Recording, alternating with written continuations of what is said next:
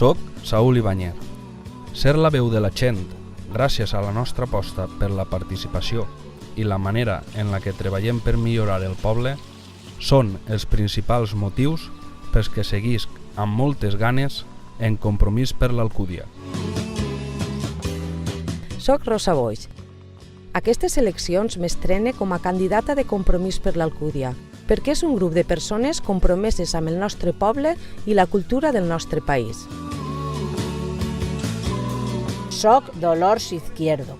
Continue formant part d'aquest col·lectiu perquè treballem per a que amb igualtat, llibertat i solidaritat totes les persones visquem millor. Soc Marina Ribes.